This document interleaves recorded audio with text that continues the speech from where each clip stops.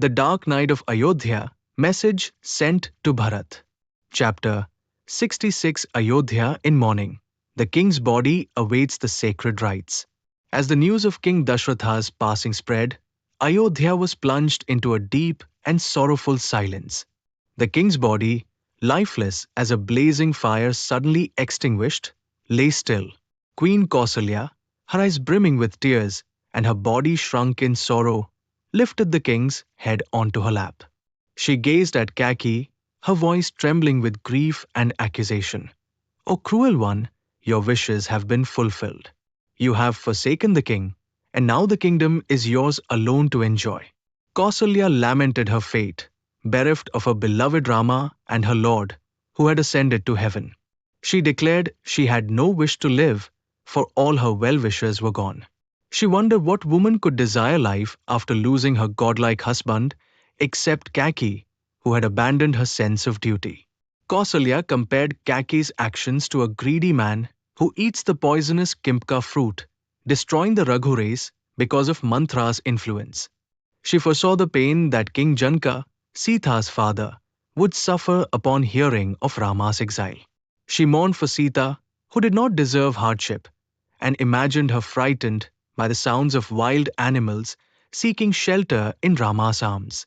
Kausalya believed that Janaka, old and sonless, would surely give up his life in grief. In her anguish, Kausalya declared she would enter the fire, clasping Dasaratha's body, and die that very day. The servants, seeing her lamenting in great anguish, led her away from the king's body.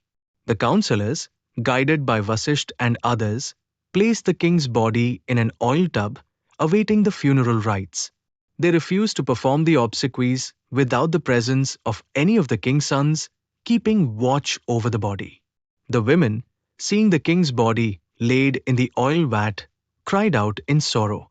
Tears streamed down their faces as they raised their arms in grief. They lamented the loss of Rama, their protector, and wondered how they could endure Kaikeyi's abuses. The city of Ayodhya, once radiant, now appeared like night without the moon, or a woman forsaken by her husband. The courtyards, houses, and squares were deserted, and the city had lost its brilliance. With Dasaratha gone, men and women gathered in groups, denouncing Kaikeyi and feeling utterly distressed. Thus, Ayodhya was enveloped in darkness and mourning, awaiting the return of its rightful heirs. Chapter 67. The Minister's Dilemma. Ayodhya without a king. The night stretched endlessly in Ayodhya, filled with the sobs of its people. When dawn finally broke, the Brahmins who performed royal investiture gathered in the assembly hall. Renowned sages Markandeya, Maudgalya, Kashyapa, Katyayana, Gautama, Jable joined the ministers and approached Vasistha, the chief priest. They spoke of the sorrowful night that seemed like 100 years, lamenting the king's death and Rama's exile. Lakshman had followed Rama, and Bharata and Satrughna were far away in the Kaikeyi kingdom at their maternal grandfather's palace. The ministers urged Vasistha to appoint a new king from the Ikshvaku race, for without a ruler, the country would be destroyed. They described the perils of a kingdom without a king. The clouds would not water the earth, seeds would not sprout, families would lose their order, wealth would vanish, and truth would have no place. Sacred rituals would cease, Brahmins would not offer gifts, celebrations would end, and safety would be lost. Merchants could not travel safely, ascetics would not wander freely, and the army would be powerless. The ministers compared a kingless kingdom to rivers without water, forests without vegetation, and cows without cowards. They spoke of the king as the protector of truth and righteousness, surpassing even Yam, Vasravana, Indra, and Varuna. Without a king, darkness would envelop the world. They pleaded with Vasistha, the best of Brahmins, to consecrate a generous son from the Ikshvaku race as king, so that Ayodhya might be restored. Chapter 68. The Messenger's Journey. Summoning Bharata and Satrughna. Vasistha, having listened to the counselors and Brahmins, replied that Bharat, upon whom the kingdom had been conferred, was living comfortably in his maternal uncle's house. He instructed swift messengers to go quickly on speeding horses and bring back Bharat and Satrughna. The assembly agreed, and Vasistha called Siddharth, Vijaya, Jayant, Asoka, and Nandana, instructing them to travel to Rajagriha and deliver his command to Bharat. The messengers were told not to reveal the exile of Rama or the king's death, but to convey an urgent message for Bharat's return. They were given silk garments and precious ornaments for the king of Kaikeyi and Bharat, and departed on excellent horses.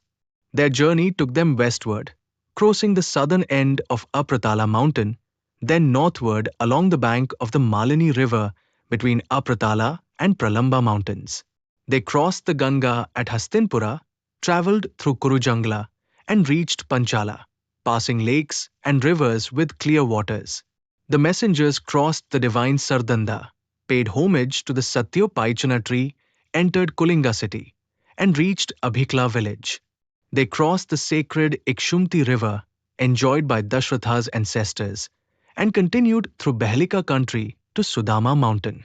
There, they beheld the footprints of Vishnu, saw the Vipasa and Salmali rivers, and travelled through forests and mountains, encountering lions, tigers, and elephants. After a long and arduous journey, the messengers reached Girivraja, the capital city of Kaikeyi, by night, fulfilling their mission with diligence and devotion. Chapter 69 Bharat's Nightmare, the Omen of Sorrow. On the very night the messengers arrived in the city, Bharat was troubled by a distressing dream. At dawn, he felt extremely uneasy, and his companions tried to comfort him with music, dance, and jokes, but nothing could lift his spirits. Bharat explained his desolation. In his dream, he saw his father looking pale, with dishevelled hair, falling from a mountain into a pool of cow dung, drinking oil and laughing. He saw his father eating rice cooked with sesame seeds, his body smeared with oil, plunging into the pool again and again. He dreamt of the sea drying up, the moon fallen to the ground, the earth enveloped in darkness, an elephant's tusk broken, a blazing fire extinguished, the earth split open, trees dried up, and mountains crumbled. He saw his father clad in black, resting on an iron seat, surrounded by women laughing at him. Bharat saw his father bedecked with red garlands and sandal paste, hurrying southward on a chariot yoked with asses, and finally a demoness in red dragging the king away. He interpreted the dream as an omen of death for himself, Rama, the king, or Lakshman. He felt a great fear gripping his heart, unable to respond to his companions, and sensed that something terrible was about to happen. Chapter 70 The Messenger's Arrival, the Call to Return. As Bharat was describing his nightmare, the messengers from Ayodhya arrived, their horses weary from the journey. They met the king of Kaikeyi and his son Yudhajit and were received with honor. They conveyed Vasistha's message to Bharat, urging him to return immediately for an urgent matter. The messengers presented gifts, excellent raiments, and precious ornaments for the king and Bharat's maternal uncle. Bharat received the gifts and honored the messengers, asking after the welfare of his father, Rama, Lakshman, Kausalya, Sumitra, and Kaikeyi. The messengers assured Bharat that all were well and wished him prosperity. Bharat sought permission from his grandfather to leave, explaining the urgency of the messenger's request. The king of Kaikeyi blessed Bharat, wishing him well and sending greetings to his family, priests, and brothers. Bharat was given elephants, blankets, antelope skins, riches, gold coins, horses, and trustworthy counselors for his journey. His maternal uncle Ashwapti presented him with elephants, asses, riches, and well-raised dogs of great strength and courage. Despite the wealth and gifts, Bharat was anxious to depart, his heart troubled by the hest of the messengers and the ominous dream. He left his residence, passed through the royal highway, and entered the palace, dejected and apprehensive.